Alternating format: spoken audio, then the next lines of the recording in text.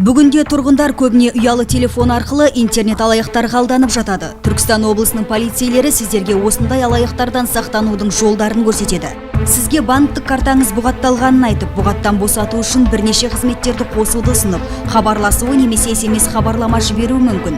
Ешқашан белгісіз адамның айтқанын орындамаңыз. Тез арада тікелей банкке барыңыз, болмаса банктің шұғыл номеріне хабарласыңыз. Егер белгісіз тұлға сізден жеке куәлік көшірмесін сұрап немесе электрондық түрде фотоға түсіріп жіберуді өтінсе, сенбеңіз, өзіңізге ғана белгілі жеке мағлұматтарыңызды ешкімге айтпаңыз. Бұл жолы алаяқ сізге жазатайым оқиға орын алғанын, оны шешу үшін ақша керектігін айтып хабарласады. Мұндай кезде сабырлықты сақтап көз жеткізіңіз. Сізге хабарласып, түрлі сайт, банк жариялаған конкурстың жеңімпазы болғаныңызды айтады. Есіңізде болсын, банктік карточкаңызға ақша аудару үшін оның тек номерін білсе жеткілікті. Сондықтан басқа ақпараттарды ешкімге айтпаңыз.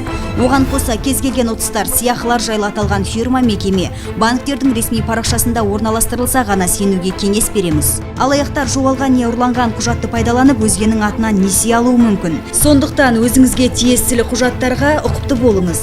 Ғаламтордағы түрлі сайттарды алаяқтар көбіне өздерінің тауарлары мен қызметтерін ұсынады. Сондықтан тексерілген сайттарға немесе тауарды алғаннан кейін ақшасын төлейтін жағдайларға ғана сеніңіз.